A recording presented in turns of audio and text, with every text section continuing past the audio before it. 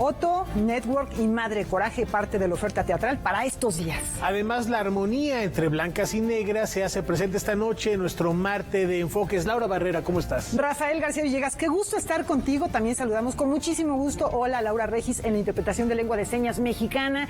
Y vamos a comenzar platicando. Hemos estado dando cuenta de lo que ocurre en un espacio importantísimo de cultura y naturaleza en la Ciudad de México. Y además, mi querida Laura, ahora con una propuesta que busca despertar la inquietud, la curiosidad de artistas de diversas disciplinas, si se dedican a la música, al teatro, a los títeres. El proyecto Chapultepec los está buscando a ustedes.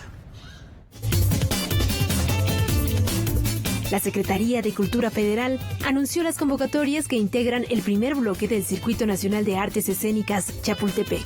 Se trata de 4 iniciativas que cuentan con un presupuesto cercano a los 175 millones de pesos y buscan beneficiar a más de 5,000 artistas de manera directa. La primera es Música Raíz México, coordinada por el Festival Internacional Cervantino y Circuitos Culturales, que tiene como objetivo apoyar a 160 artistas o agrupaciones musicales de las 32 entidades del país, divididas en 8 regiones. Los proyectos interesados pueden postularse en 3 categorías: música en todos sus géneros, música para el público infantil y música de grupos indígenas. Circuito de Artes Escénicas, coordinada por el Centro Cultural Helénico, es la segunda convocatoria que está dirigida a grupos y espacios independientes de teatro. Cuenta con un presupuesto superior a los 38 millones de pesos y su misión es distribuir la riqueza cultural de México mediante la presentación de puestas en escena en espacios independientes. La tercera es Títeres y Objetos, que se presenta en su segunda edición y está enfocada a creadores y compañías dedicados a este lenguaje. Este año se tiene contemplado duplicar a los beneficiarios y ayudar a 80 proyectos divididos en 3 categorías: producciones nuevas, obras existentes y materiales audiovisuales. A las anteriores se suma por primera vez Danza y Espacios Autogestivos, organizada por el Instituto Nacional de Bellas Artes y Literatura a través de la Coordinación Nacional de Danza, que busca visibilizar obras y coreografías e impulsar la reactivación económica en espacios privados, públicos, autónomos y comunitarios. Una selección de lo mejor de estas convocatorias, que forman parte del proyecto prioritario Chapultepec Naturaleza y Cultura, formarán parte del gran festival Chapultepec, que se llevará a cabo en diciembre. Las bases pueden consultarse en contiguoenladistancia.cultura.gov.mx y en las páginas web de las instituciones convocantes. Noticias 22, Karen Rivera. No nos movemos, seguimos en Chapultepec. En diversos espacios de esta área se va a llevar a cabo el Festival de Bosque Insecta. Es un encuentro que reconoce justamente la importancia de los insectos y su repercusión en el medio ambiente. Vamos a conocer más. Se encuentran entre los seres más pequeños y abundantes de este planeta, y en torno a ellos se organiza Insecta Festival del Bosque. Talleres, conferencias, mesas de diálogo, teatro, ópera, conciertos y exposiciones se llevarán a cabo en 8 recintos del bosque de Chapultepec. Lo que queremos hacer en alianza con Fundación Coppel y con la Dirección del Bosque de Chapultepec es promover la sorpresa, promover esta admiración y respeto que deberemos tener hacia los insectos, ¿no? Entonces, en este evento lo que queremos es hacer una celebración y un homenaje a la singularidad, a la diversidad, a la complejidad de los insectos. Además de que, claro, queremos destacar su importancia para todos nuestros ecosistemas. Esta primera edición de Insecta Festival del Bosque también es impulsada por la Secretaría del Medio Ambiente de la Ciudad de México y será una oportunidad para aprender y admirar exposiciones como Microsculpture, 39 fotografías de gran formato, al igual que 11 monumentales insectos. Desde Fundación Coppel hicimos una alianza con el Museo de Historia Natural de Nueva York y el Museo de Historia Natural de Oxford para poder traer las imágenes de Lee Von Bies, que es un fotógrafo inglés que empezó a fotografiar la colección de insectos que tiene el Museo de Historia Natural de Oxford. También el artista oaxaqueño Amador Montes decidió donar una instalación escultórica de unos insectos que vamos a montar ahí en el Jardín Botánico del Bosque de Chapultepec. Las actividades enfocadas a toda la familia tienen por objetivo concientizar la importancia de los insectos en el ciclo de vida en el planeta. Gran parte del amor que le tenemos a las especies viene del conocimiento y la comprensión de estas especies. Entonces, entre más conozcamos, veamos la complejidad, la diversidad, la importancia que tienen para nuestros ecosistemas los insectos, pues creo que le vamos a quitar ese estigma que a veces con el que hemos crecido. Insecta Festival del Bosque se llevará a cabo del 14 al 17 de abril en un horario de 10:30 a 19:30 horas en 8 recintos del Bosque de Chapultepec. La programación completa está disponible en su sitio electrónico, así como en redes sociales. Noticias 22, Víctor Gaspar. Y después de experimentar en carne propia una iniciación chamánica, Oliver Victoria nos adentra en el conocimiento y la tradición espiritual de Huautla de Jiménez, tierra mágica de Oaxaca, donde aún se preserva el legado de la famosa curandera María Sabina. Queríamos descubrir lo increíble, saber lo que era un chamán, conocer la magia. Aquí están los bebés, apenas están naciendo. Queríamos ver a los magos, los encuentros con seres de luz, con ángeles, con dioses. Ya se puede ver en la Cineteca Nacional Sabina Sombra, una película documental que evoca el legado de María Sabina, la chamana mazateca. Su espíritu y enseñanzas aún se perciben en su natal Huautla de Jiménez, Chiapas. Todos mis ancestros reconocieron lo que es las hierbas medicinales. Son medicina, pero muchos lo toman como droga. Ella muere en el 85 y después de eso pues queda toda una aura, ¿no?, sobre María Sabina y el uso de estos hongos alucinógenos, ¿no?, que se puede llamar también medicina, que se puede llamar niños santos, que se puede llamar medicina alternativa, ¿no? María Sabina solo es el pretexto para seguir de cerca la iniciación de un niño en los ritos chamánicos. Paralelamente, la película muestra la ceremonia de ingesta de los hongos, un rito que experimenta el director y lo plasma en la película. Después descubrí que haciéndolo yo era al mismo tiempo la llave para abrir la puerta, ¿no?, de ellos mismos, ¿no? O sea, no es muy abierta la situación. La ceremonia es algo como, pues casi privado, diría. Esa fue como, o sea, al final fue una mezcla entre alternativa de poder grabar y un quiebre narrativo. Finalmente el Dios del cine nos permitió ir a otros mundos. El documental explora y reflexiona sobre la figura del chamán y su importancia en esta época de globalización y redes sociales. Además retrata rituales que mantienen viva la cultura y tradiciones de un pueblo, como la ingesta de hongos alucinógenos, para sanar el cuerpo y el alma.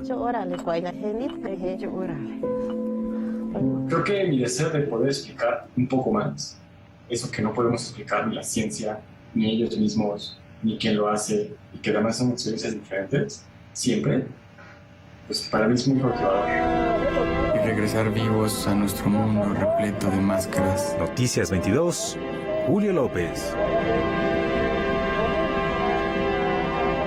Y ya que hablamos de cine, los invitamos al programa de cortometraje de Shorts México que va a transmitir Canal 22. Es hoy a las 10 de la noche y aquí un adelantito.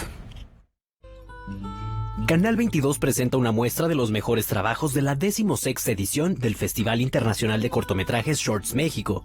En el programa 23 se ofrecerán 6 producciones diferentes para el público. La exhibición de este martes 12 de abril comienza con un cortometraje dirigido por Balam Toscano, que nos llevará hasta la Costa Chica de Oaxaca para conocer la historia de Romina e Iván, 2 hermanos que apenas saben escribir sus nombres y se han quedado sin clases presenciales a causa de la pandemia, dándonos así un reflejo de la crisis educativa que se vive en México. En mi casa allá hacemos tarea adentro de mi casa. Aquí hacemos tarea. Allá adentro de mi casa. Por otro lado, Natalia Bernal Castillo nos comparte la historia de Ramón, un niño de Temixco, Morelos, que con tan solo 8 años ya se dedica al kickboxing. En su primer campeonato nacional, descubrirá el verdadero significado de la victoria y la derrota. Esta es mi mochila que llevo para el entrenamiento de kickboxing. Pues los guantes son estos. ¿Qué pasaría si a manera de presagio una galleta de la fortuna confirmara que nuestras peores pesadillas están por ocurrir? Esto le sucede a Matt, y en su búsqueda desesperada por encontrar un remedio, pierde el control de sus acciones y compromete su destino. El desenlace podremos verlo en Día de Suerte, cortometraje de Jesús Roberto Carrasco Rivera, que también forma parte del programa 23.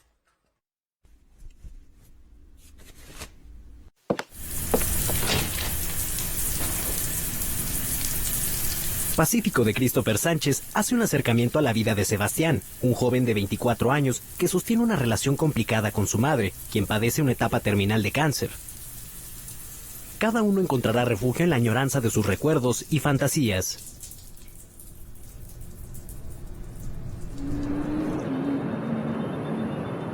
Luis Arceo presenta su cortometraje Dinamita, historia de una pareja de adolescentes que, tras hacer un pacto y viajar a un motel para poner en marcha su plan, se enfrentan a los avatares del destino y sus vidas cambiarán para siempre.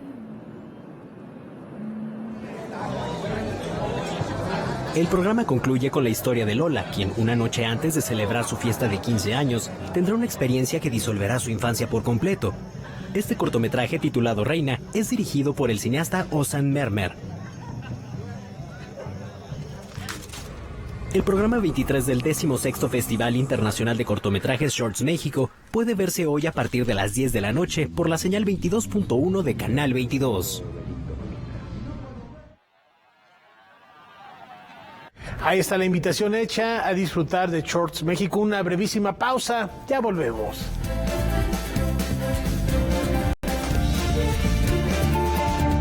Vamos ahora con literatura. Felipe Restrepo Pombo deja al descubierto los deseos, los secretos, las desgracias de las élites. Ceremonia es un trabajo de ficción que podría ocurrir en cualquier sociedad de clase alta de América Latina. Vamos a conocerlo.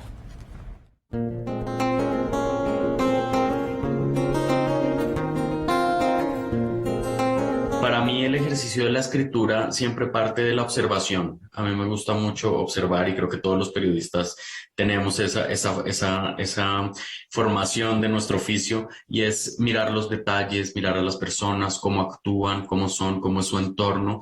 Y yo no soy de esos autores que se sienta frente a su compu y empieza a imaginar. Yo antes tengo que investigar, que leer, que observar, que hacer entrevistas. Entonces, claro, mis novelas pues se terminan pareciendo mucho a la realidad. La familia Ibarra tiene dinero y poder. Para ellos los lujos es algo de todos los días. Sin embargo, a los miembros de esta familia las compras, las fiestas, el sexo, las drogas y las amistades tan adineradas como ellos quizá no les sea suficiente. Así es el mundo que nos presenta Felipe Restrepo en su más reciente novela titulada Ceremonia. Y si bien esta es una novela donde todo es ficticio, donde todo, digamos, parte de la imaginación, yo quise escribir un libro para contestar a tu pregunta, que nos hablara de esos mundos que ocurren en toda Latinoamérica, que son, pues como tú dices, en cualquier ciudad de México lo podemos ver, este mundo de las élites, ¿no? De las aristocracias, de esas familias que tienen pues muchísimos recursos, muchísimo dinero, muchísimo poder económico, político, social, y sobre las que en efecto se dicen muchas cosas, se cuentan muchas cosas, y yo lo que quise hacer con Ceremonia fue retratar este mundo. La familia Ibarra vive en un país de América Latina en donde los hombres hacen negocios, las mujeres acatan órdenes, la satisfacción y la felicidad son algo etéreo, pero sobre todo son parte de una sociedad en donde el grueso de la población no tiene nada y pocos lo tienen todo. Yo creo que esta familia tiene algo que al final tienen todas las familias, y es que tienen sus propios secretos, sus propias desgracias, sus propios miedos, y como todas las familias no son perfectas, ¿no? No existe la familia perfecta, no existe la familia ideal, y lo que yo quise hacer con ellos es mostrar algo que me parece bien interesante, y es que uno creería que las personas que lo tienen todo, que digamos que tienen la posibilidad de comprarlo todo, de viajar a donde quieran, de tener todas las propiedades, tienen la libertad absoluta. Uno creería eso y la gente en general tiende a creer eso, justamente bajo esta idea de que que el dinero es la felicidad. Y no lo es. Y al final, si te fijas en todos mis personajes, están atrapados en algo que yo creo que es muy importante para la novela, y es esa necesidad de pertenecer, de ser de mostrarle a los demás la imagen que quieren ver de uno, pero no lo que uno es realmente. Con información y texto de Alberto Aranda, Rodrigo Peredo, Noticias 22. El poder de los medios de comunicación, las grandes corporaciones y el gobierno llegan a escena en la obra Network. Howard Beale ha basado su carrera profesional en ser un conductor, el que presenta la información de un noticiero. Cuando el programa pierde audiencia, la cadena le informa que será despedido. Esto hace que se dé cuenta de que su vida es su trabajo, que está solo y sin ningún otro interés en su vida. Desesperado, anuncia al aire que en el último programa se suicidará. Sin embargo, una noche, en un sueño, escucha una voz que le dice que diga lo que otros callan. Él responde que ¿por qué? Si no es nadie. Y la voz le dice que es el elegido porque sale en televisión. Así comienza la obra Network, en la cual se nos cuestiona qué es la realidad y el poder. La obra sucede en los 70s, ¿no? En esta realidad controlada por la televisión que había en los 70s. Bueno, pues ¿qué ha pasado de hace 40 años a lo que vivimos hoy? Se trasladó a las redes. Somos libres. ¿Dónde nos ponemos?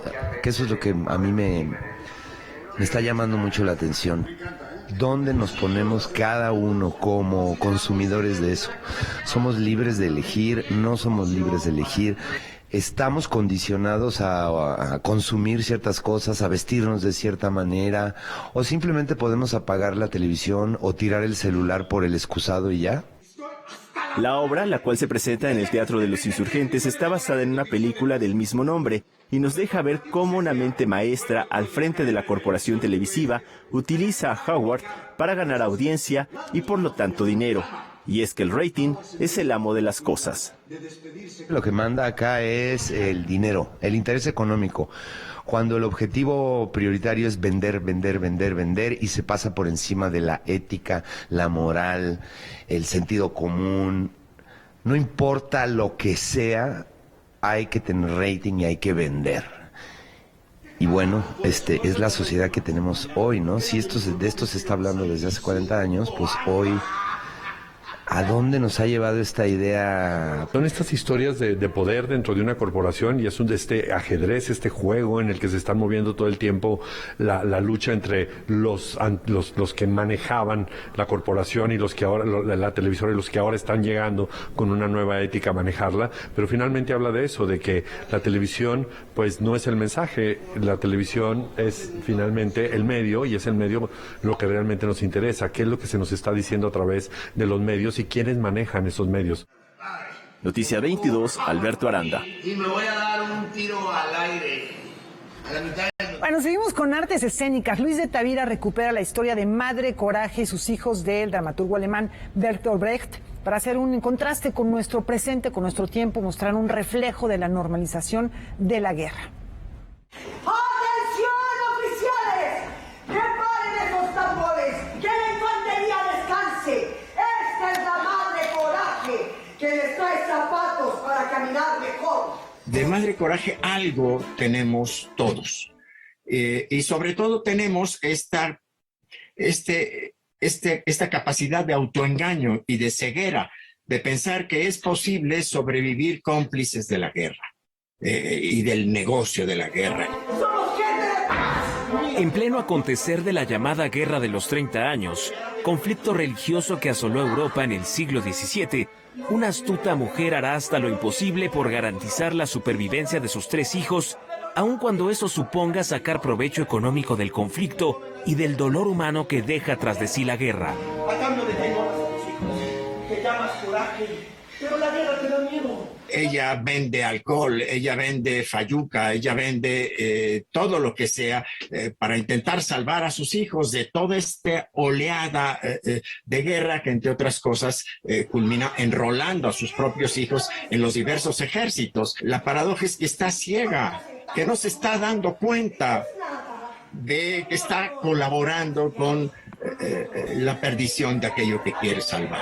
Este es el argumento de Madre Coraje y sus hijos, obra capital del dramaturgo alemán Bertolt Brecht, cuya fuerza antibélica cobra notable vigencia frente al acontecer mundial y nacional. Así lo demuestra el montaje que presenta la compañía Telón de Arena, oriunda de Ciudad Juárez, durante su breve temporada en el Teatro Helénico. Lo sorprendente del teatro. A diferencia de la historia que cuenta lo que alguna vez sucede, el teatro trata de lo que sucede siempre. La obra, dirigida por Luis de Tavira en ocasión del 20 aniversario de Telón de Arena, expone con contundencia los rasgos de una guerra permanente convertida en normalidad. En el espejo de esta guerra perpetua que no termina, vemos el estado de nuestra actualidad en México. Una guerra que tampoco termina. Una guerra que se inició hace más de 10 años con el nombre de Guerra contra el Narco y que no ha terminado. A pesar de la distancia temporal entre la Guerra de los 30 años, la Segunda Guerra Mundial, cuando Brecht describió la obra, y la actual oleada de violencia de la que es rehén la sociedad mexicana, en palabras de Luis de Tavira, la guerra sigue siendo el negocio de algunos y el dolor de cientos de miles. Lo que la obra quiere plantear es que esa guerra no es un destino, esa guerra es un negocio. Alguien está haciendo el gran negocio de la guerra. Madre Coraje y sus hijos tendrá una breve temporada en el Teatro Helénico que concluirá el 24 de abril, con funciones los jueves y viernes a las 7 y los sábados y domingos a las 6 de la tarde. Para Noticias 22, César H. Meléndez. De teatro en teatro para encontrar la obra que a ustedes más se les antoje. Por ejemplo, en el Centro Cultural Helénico, no dejen pasar la oportunidad de ver Otto, la ópera del deseo. Hola, mi nombre es Otto y esta es mi historia. Otto, la ópera del deseo, nos presenta a un joven que decide construir un mundo donde, a través de juguetes y otros objetos, realiza cada una de sus fantasías, por muy escalofriantes que parezcan. El actor estudió una especialidad de teatro de objetos en Argentina, entonces cuando regresa me dice, oye, quiero que trabajemos juntos, hagamos algo, no sé de qué va, identificamos el tema, ¿no? Y a partir del tema empezamos a hacer improvisaciones, exploraciones, ¿no? Lo primero que surgió fue, dos objetos, una máscara y una muñeca. Escrita y actuada por Óscar Serrano Cotán, la puesta en escena muestra la relación entre Otto y su madre y cómo esta es determinante para definir la personalidad del joven. Lo que pasa es que la mamá de Otto es cantante de ópera, entonces la relación de Otto con su madre es muy entrañable, es muy fuerte, entonces a cada rato estamos escuchando a Ana, ¿no?, la mamá, cantando ópera. Hay un contacto mencionaba, muy particular con el espectador, muy de entraña, ¿no? Entonces creo que tiene la combinación perfecta, ¿no? El drama y la comedia. Otto está enamorado de una de sus alumnas, está al cuidado de su madre y es un apasionado de la ópera, pero también encierra deseos que lo pueden llevar a la tragedia. El tema que iniciamos fue la violencia en general y luego ya se fue particularizando. No me gustaría mencionarlo porque justamente creo que el espectador debe llegar completamente virgen en el sentido de no saber qué va, ¿no? Porque justamente hay un encuentro muy hermoso entre Otto, personaje, y un contacto muy particular con los espectadores, ¿no? Otto, la ópera del deseo, se presenta en el Foro 4, espacio alternativo del Centro Cultural Helénico, los sábados a las 21 horas y los domingos a las 20 horas. Noticias 22, Alberto Aranda. Como cada día, a las 9 de la noche, tenemos Debate 22. Hoy, Gaby Tlaseca recibirá al periodista en tecnología Luis Gig y al director general de la consultoría estratégica The Competitive Intelligence Unit, Ernesto Piedras. Con ellos va a hablar sobre México y la telefonía móvil 5G. No se lo pierdan. Una gran entrevista, una gran conversación al término de Noticias 22. Regresamos.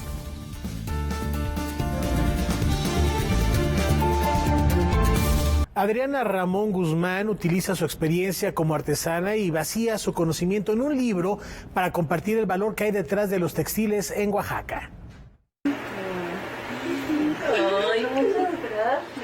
Para conservar la voz de los artesanos oaxaqueños y rescatar sus memorias sobre las tradiciones del bordado y el tejido, Adriana Ramón Guzmán realizó el libro Textiles del Istmo de Tehuantepec, una publicación que permite tener un acercamiento a las telas con las que se elaboraban los atuendos y vestidos de Tehuana de la región y las transformaciones que ha tenido esta indumentaria. Mi motivación original ha sido que durante mis años como preparación de artesana, de investigadora, no ha habido como registros o libros que versen sobre el traje del textil ismeña desde la experiencia, la visión, la cosmovisión de los artesanos del Istmo de Tehuantepec. Siempre han sido personas de otras partes del mundo que hablan sobre nuestras tradiciones y este libro quiero que sea de la voz de los artesanos. Aunado a esto, yo quiero en este libro hacer como un homenaje, como un agradecimiento al amor que me inculcaron mis abuelos sobre las tradiciones y las costumbres de Asunción Ixtaltepec y registrar sus experiencias de lo que vivieron hace 70, 80 años, cuando ellos eran jóvenes. Adriana Ramón Guzmán es creadora de la marca Tejiendo Sueños, que desarrolla piezas únicas y auténticas desde la tradición ancestral del textil. En este libro de 75 páginas, la artesana registra a manera de línea del tiempo la importancia que representa la vestimenta del Istmo de Tehuantepec en materia de telas, color, calzado, peinado y accesorios, así como las técnicas que aún sobreviven como el bordado de aguja, además del vestuario de luto. Yo los quise separar sobre técnica textil tradicional del Istmo de Tehuantepec, tejido, bordado, cadenilla y telar. También en este libro vamos a mencionar como rituales de belleza orgánicas que hacían antiguamente aquí en Barranca Colorada, Asunción Ixtaltepec, que es lo que me contaba mi abuela, porque pues al ver las fotografías de las mujeres que ahora ya son abuelas, pues vemos un tipo de belleza muy natural. El libro Textiles del Istmo de Tehuantepec fue seleccionado para recibir el apoyo del Programa de Acciones Culturales Multilingües y Comunitarias 2020. Tiene un tiraje de 100 ejemplares y se distribuirá de manera gratuita. Noticias 22, Karen Rivera. Y en una línea de pensamiento no muy lejana, dos mundos se fusionan con una exposición que se presenta en el Museo de Arte Popular. Al Museo de Arte Popular ha llegado la exposición Mestizaje 500 años de encuentro, que presenta alrededor de 30 piezas producidas de forma colaborativa por artesanas y artesanos del estado de Oaxaca. Estos son artesanos oaxaqueños que se juntaron y trabajaron junto con historiadores, antropólogos, todo este tema del mestizaje y de la conquista en México, este concepto del que está hablando de la resistencia. Entonces produjeron una serie de piezas, más de 30 piezas, en donde no solo son sus técnicas propias, sino que hay colaboraciones entre distintas técnicas. La muestra exalta la profusa variedad de ramas y técnicas artesanales que se conservan en el estado de Oaxaca, desde textiles y plumaria hasta joyería, latón y hojalata. Gran parte de las piezas parten del trabajo realizado en madera por el maestro Isaías Jiménez, conocido como el tallador de sueños. Ejemplo de ello son este conjunto de piezas intervenidas por Tirso Cuevas, artesano hojalatero, creador de alebrijes y otras figuras. Y a partir de ahí algunas piezas las puedes ver con arte plumaria, otras con joyería, otras con tejidos, con la parte de sus taparrabos. Puedes ver las incorporaciones de hojalata que hizo Tirso Cuevas de Oaxaca capital.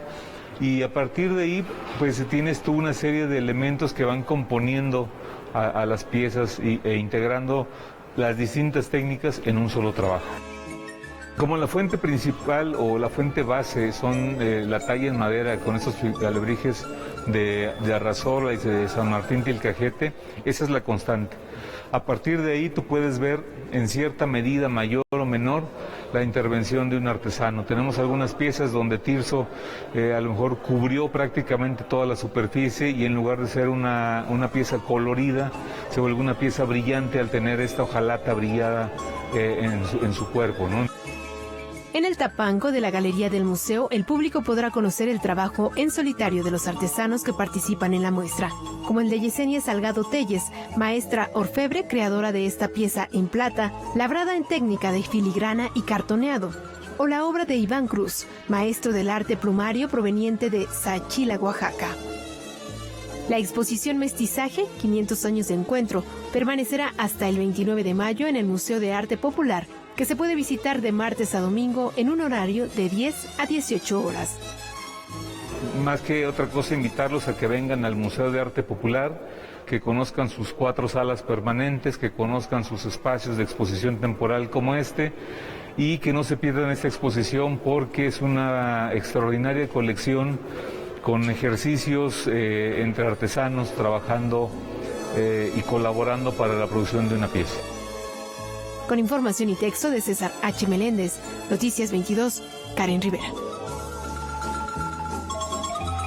Y del Museo de Arte Popular nos vamos a la Galería Lourdes Sosa, que presenta la obra de Julia Fullerton Batten. Con 30 imágenes de gran formato y bajo el concepto de Stage Reality o realidad escenificada, la fotógrafa alemana Julia Fullerton Batten presenta su primera exposición en México. Son escenas cuidadosamente creadas a lo largo de 20 años, la gran mayoría de colores saturados que cuentan una historia. For me, it's like a painting. Like I start with nearly like with an empty canvas, and then I start doing the brush strokes. Unfortunately, I can't draw. Otherwise, I might have become a painter. I don't know. But it's starting with the seed of an idea, and then researching that idea, and that takes a long time. And then slowly developing the ideas and working on individual stories. La beta de estas fotografías se nutren de un tratamiento similar al de la publicidad, campo donde el artista se desempeñó durante 5 años como asistente, retratando campañas de moda y autos. Su enfoque artístico le ha permitido integrar su creación en instituciones como la National Portrait Gallery de Londres. It does take a lot of time, especially the setup, all the preparation beforehand. But on the shoot itself, I already go to a location or a studio or whatever, and I already know my angle and what story I want to try and tell within that frame. So it's already very, very pre-planned. And then we bring in all the kind of theatrical lighting. En su discurso visual, que puede valerse de hasta 40 lámparas, Julia Fullerton Batten trabaja con cámaras conectadas a computadoras portátiles y grandes monitores para cuidar detalles minúsculos. I find that color is really important to me, and or the way that the person also reads the image in a way that how I draw the eye to look at something, and that's a lot in the lighting. So I create pockets of pools of light where I make the viewer read, go directly to something that I want to show. And everything is very, very orchestrated in a way that even to the tiniest detail of a watermelon cut in half, to just have that extra red in the image. La exposición Stories de Julia Fullerton Batten se presenta en la Galería Lourdes Sosa hasta finales de julio de 2022. Noticias 22, Víctor Gaspar. Y seguimos con temas de artes plásticas. A unos pasos del Museo Nacional de Antropología e Historia yace una representación de la deidad zapoteca Pitao Cosijo. Es una pieza realizada por el artista visual Sabino Guizu. Con esta nota nos vamos a una pausa.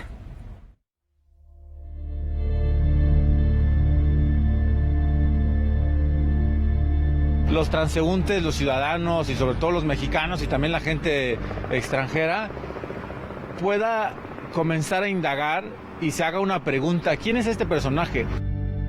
En el camellón de la avenida Reforma, frente al Museo de Antropología e Historia, fue colocada una escultura del artista Sabino Guizu, que representa a Pitao Cosijo, una deidad de la cultura zapoteca.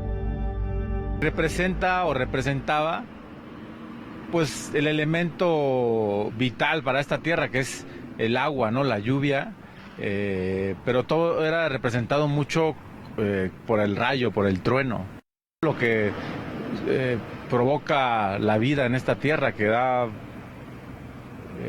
que hace que florezca la vida en la tierra, que haya comida, que haya sustento. Cosijo era representado con una cara zoomorfa, con un hocico ancho y una lengua larga serpentina en forma de horquilla, y se encontraba generalmente en posición de reposo. Pero esta vez, pues, como hace rato comenté, está inspirado un poco en el movimiento de los Art Toys que nació en Hong Kong, en China. En esta ocasión decidí como poner a Cosijo en una posición como erguida. Si lo pueden ver, es como un ser humano, un hombre fuerte. Pues un poco representando esta fuerza que tienen los pueblos originarios de México. Es una pieza provocadora que busca estimular el interés del público por las culturas originarias, con una figura simbólica ubicada en la modernidad y que forma parte de la exposición Cosijo, que se encuentra en la Galería Maya Contemporary. En esa exposición podrán ver este microuniverso, que es también un toque personal, que también lleva como ficción y muchos elementos. Es una exposición completa que habla sobre la historia de Cosijo. Noticias 22, Óscar Cortés.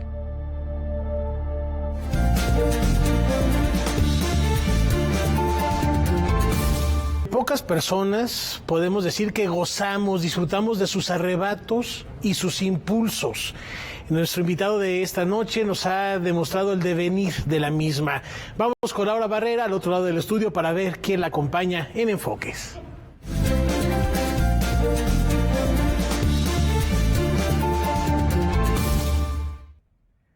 Nació en el corazón de la Ciudad de México. Ahí creció junto con sus 6 hermanos. Sus padres hicieron del arte, del teatro, de la música, un juego y un placer. 45 años de trayectoria y sigue disfrutando de la creación artística con la misma energía y naturalidad que en aquellos años. ¿O me equivoco, Héctor Infanzón? No, Laurita, muchas gracias. Qué gusto estar contigo, intérprete del piano, compositor, arreglista, director artístico, ha trabajado para cine, para teatro, con artistas de la más diversa índole, lo mismo con una rockera que con música llamada de concierto, música clásica, o con Ricky Martin. Realmente yo creo que es algo que te caracteriza mucho, Héctor, tu eclecticismo, tu capacidad, tu plasticidad artística. Esto se genera en un caldo de cultivo que viene justo de tu infancia, ¿no? Así es, como mencionabas, en familia se vivió todos estos géneros, se escucharon. Era un ambiente artístico donde, como bien hacíamos teatro, hacíamos música, había muchos instrumentos, mi papá tocaba muchos de ellos, mi mamá una gran melómana, amantes del arte, y nos nutrieron a todos de este eclecticismo, ¿no? Y este amor por la ciudad, y entonces crecí. La ciudad, la noche también, la ¿no? noche, ver la Torre Latino en las noches, el tráfico, ver Bellas Artes, ver el centro histórico de noche y de niño, era así una maravilla ver todo esto, y encima toda la música que escuchamos desde entonces, mis hermanos rockeros, mis hermanas que escuchaban pop, mi mamá que escuchaba las grandes bandas, la música de cine, mi papá el jazz o la música afrocaribeña y el clásico. Entonces todo esto se impregnó en la infancia, y es lo que hago ahora. Toda la música que hago está influenciada por todos estos géneros. Efectivamente, y bueno, pues esto se refleja en muchos discos. Estaba pensando yo en el disco Citadino, que bueno, pues ahí también está todas estas influencias de la ciudad, los centros nocturnos, tus incursiones por el centro histórico, a lo mejor hasta por la churrería El Moro que te quedaba por ahí. Enfrente, vivíamos enfrente. Piedra, ¿verdad? Pues entonces, bueno, pues esto es alimento para el espíritu, no nada más para el cuerpo. Algo que también es muy notable en tu trabajo es la improvisación. El gran violinista Stefan Grappelli ha dicho en diversas ocasiones que el improvisador es como un sacerdote que se entrega a su Dios. Pareciera que efectivamente en esa capacidad de improvisación hay un don Héctor, dime qué es lo que ocurre, si es algo que tengas identificado, porque yo supongo, me imagino que atrás de esa improvisación hay muchas cosas que no son improvisadas, hay mucho estudio. Así es, la improvisación es también una naturaleza con la que se nace también, sí es real. Sí. Hay quienes tienen formación clásica y son extraordinarios intérpretes. La historia de la música está llena de grandes improvisadores, incluso el inicio de la música está hecha de improvisaciones, y así es como se desarrolla y crece. Pero ya la naturaleza de los improvisadores ya se da en el inicio de la historia de la música occidental. Entonces es una práctica muy común tanto en la música de concierto como en la música popular. Y ha permeado hasta nuestras fechas. El siglo XX fue la improvisación, y la capacidad de los improvisadores fue acogida por el jazz, que todo el mundo, los improvisadores fueron a dar a este género. Sin embargo, estamos en una época en que incluso ya los improvisadores estamos girando hacia otro punto, ¿no? Además de enriquecerlos con la belleza que nos dejó el jazz, que además en el rock se improvisa, en el pop se improvisa, claro, en el folclore se improvisa, en la poesía se improvisa. Es decir, el fenómeno de la improvisación es una naturaleza que se da en muchas de las artes, y que ahora esta capacidad está volcando hacia otras nuevas tendencias. Eso es lo que da a otros nuevos géneros, nuevas tendencias artísticas, ¿no? En la llamada música de concierto, pues ahí están las cadencias, pero que ya no se hacen tan improvisadas, sino que se toman a partir de alguna improvisación que a lo mejor hizo alguien hace muchos años. Estamos viendo algunas imágenes de tu trabajo con orquestas. Tú haces también composición para orquesta sinfónica, orquesta filarmónica, para grupos de cámara, para solistas.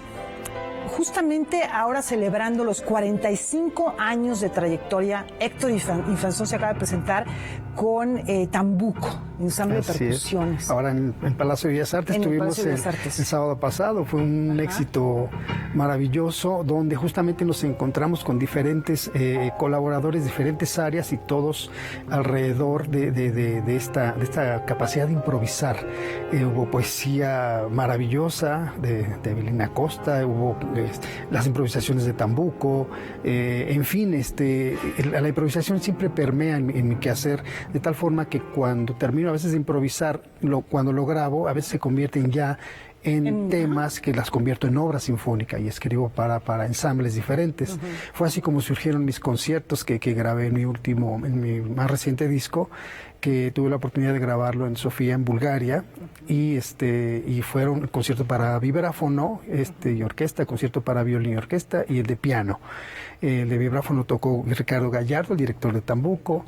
Y este álbum, afortunadamente, quedó nominado doblemente a los Grammys Latinos el año pasado. Entonces estamos muy, muy contentos, porque celebramos que esta obra, este trabajo de muchos años, haya tenido este reconocimiento a través de la Academia Latina de la Grabación, a través de estas dos nominaciones del Grammy, como mejor álbum del año o como mejor obra y como mejor obra de contemporánea de concierto, por el concierto para violín. Entonces estamos muy contentos que finalmente todo este trabajo de improvisación, que va a dar a una obra ya específica, pues venga de esta inquietud que es justamente la improvisación. Y tú empezaste, ahora mencionabas el vibráfono. Tú empezaste con el vibráfono, justamente, ¿no? Fue mi primer instrumento, era el juguete más preciado en la casa. Todos mis hermanos jugábamos a él, mi papá nos enseñaba. Entonces, oír el vibráfono es la infancia, es oír la Torre Latino, es oír los sonidos de la ciudad, la nostalgia de las tardes jugando con mis papás ahí en el centro, ¿no? Y el vibráfono fue uno de los instrumentos más queridos. Entonces, le debía yo un concierto, y fue así como compuse, dedicado a mi papá, y es un instrumento que es muy, muy, muy apreciado por todos mis hermanos. Héctor, cuéntanos de otra producción que también realizaste, y que, bueno, la pandemia no ha permitido que tengamos físicamente el disco. Se puede conseguir en tu página. Les recomendamos que acudan a la página hectorinfanzon.com. Así es. Si no me equivoco, es esta, ¿verdad? Hectorinfanzon.com, ahí la tenemos ya, ahí está en las redes sociales también, para poder adquirirlo en las plataformas que seguramente ya muchos de nuestros televidentes, de nuestra audiencia, están utilizando para adquirir música. Se puede adquirir. Son dos producciones. Así es. Antes de la pandemia, justamente nos abocamos a hacer dos producciones, la del cuarteto, de mi grupo, y estos tres que grabamos en Bulgaria. Viene la pandemia, entonces durante todo este este tiempo me dediqué a postproducirlo y estuve bastante ocupado haciendo eso afortunadamente durante todo este tiempo y recién, bueno, pues salió y por lo mismo, la misma situación de la pandemia, no pudimos tenerlo físicamente porque había muchas restricciones en tener el manejo físico del pero probablemente ahora en octubre estaremos sacando ya físicamente porque siempre para los que somos nostálgicos de tener el objeto. El objeto es algo que nos gusta mucho. Entonces tenemos la primicia, hemos estado escuchando de fondo algunas de estas piezas presentadas por Héctor Infanzón. Ahí estamos viendo Días sin tiempo y seguramente vamos a ver un poquito más adelante también por ahí la imagen de 3 historias concertantes. Bueno, pues ahí vemos el arte del disco, las fotografías, la producción realizada siempre impecable con el trabajo de Héctor Infanzón y su grupo. Síganlo porque va a tener ya conciertos presenciales que ya se están realizando, muchas otras producciones. Recordemos que Héctor Infanzón también es un gran educador, por ahí probablemente hay algunas actividades al respecto. Y es un gusto platicar contigo siempre. Gracias, querida Laura. Siempre, muchas gracias, Héctor, eres incansable en la promoción también de la música mexicana en el extranjero, en todos los continentes. Vamos a despedir esta entrevista, que nos queda por ahí un par de minutos para hacerlo, con algunas preguntas del cuestionario Proust, un poco revisitadas, un poco rehechas también. La primera sería, ¿alguna vez tú realizaste, Héctor, con Alberto Cruz Prieto, una improvisación a partir de una obra de Mozart, si no mal recuerdo, en un ring, máscara contra cabellera? Me gustaría preguntarte si tuvieras la oportunidad de hacerlo con algún otro pianista histórico de los muchos que tú admiras. ¿Con quién elegirías realizar máscara contra cabellera? ¿Con quién te subirías de nuevo al ring? Con Scarlatti. Con Scarlatti, bueno, casi nada. Regresando muchísimo en el tiempo, ha de haber estado muy interesante. La segunda sería, ¿cuál es tu héroe o tu heroína de ficción preferida? Pues tengo 2. Heroína es Samantha de la serie Hechizada. Y mi héroe es Ultraman. Ultraman, bueno, pues ahí se ve el reflejo de la infancia, yo creo, también, claro, ¿no? Algunos recuerdos de nostalgia de la infancia. Por supuesto. Y por último, si pudieras cambiar algo de México, ¿qué cambiarías, Héctor?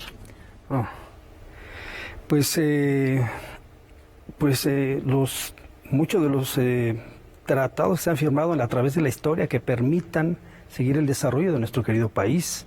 Los que no han permitido que este país se desarrolle, pues revocar muchos de esos tratados que nos permitan seguir avanzando como país, este país tan rico y tan maravilloso. Necesitamos que crezca y se potencie como lo merece. Aprovechen todos los recursos. ¿Cómo ves, Rafa? Fascinante. Bueno, ¿qué te puedo decir del maestro Infanzón, a quien admiro profundamente? Y subrayar nada más que no le voy a aplicar la que le aplicó Mozart a Muzio Clementi, el maestro Infanzón a Scarlatti, ya lo platicaremos algún día. Por favor, Héctor, no se lo apliques a Scarlatti.